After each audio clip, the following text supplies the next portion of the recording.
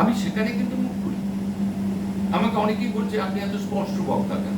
আমি বললাম আমার কিছু পাওয়ার নেই। আমি ডিক্লেয়ার করে দিয়েছি আমি 26 সালে ইলেকশন দাঁড়াবো, তো আমার কিছু পাওয়ার নেই। হ্যাঁ, একটু একটাই জিনিস পাওয়ার আছে, সেটা হচ্ছে সম্মান। সেই সম্মানের জন্য আমরা কাজ কথা বললে সম্মান পাবেন। দেখুন, যারা স্পষ্ট কথাটা বুঝতে পারবে, যারা দলের ভালোবাসে, তাদের কাছে সম্মান। এবং আমি আজকে বেঁচে আছি, আজকে না, আজকে আমি বেঁচে আছি কর্মীদের ভালোবাসার জন্য। কারণ আমি তাদের কথা বলি, তাদের মনের ব্যথা।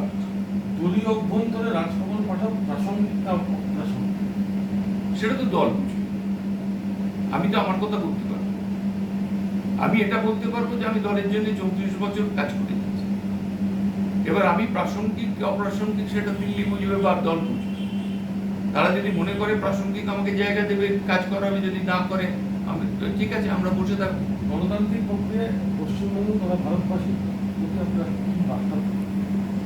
ভারতবাসীর প্রতি বার্তা একটাই থাকবে যে আজকে যেভাবে ভারতবর্ষকে সামরিক ক্ষমতায় 4র্থ স্থান, আর্থিক ক্ষমতায় 5ম স্থান, আজকে ভারতের পরিচিতি যেভাবে বিশ্বতে হয়েছে, সেটাই বিজেপি আমলে হয়েছে।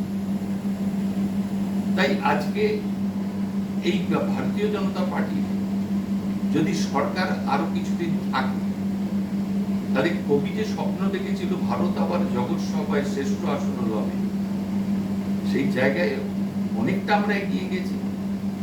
আজকে ভারতবর্ষের ডিসিশন না নিয়ে পৃথিবীতে কোনো ডিসিশন নেওয়া হয় না। তো সেই জন্যে আমরা সারা বিশ্বকে পথ দেখাবো। আমাদের স্লোগান হলো বসুধৈব কুটুম্ব। আমরা সারা বিশ্বকে নিজের আত্মীয় না। তাই আমাদের মধ্যে কোনো ভেদাভেদ নেই। আমরা পুরো মনুষ্য জাতিকে নিয়ে তাদের ভালোর জন্য এগোতে চাই। তো এইরকম একটা আদর্শবাদ দল, তাকে যদি দেশের মানুষ সমর্থন না করে, সেটা দেশের মানুষের দুর্ভাগ্য। অনেক অনেক ধন্যবাদ।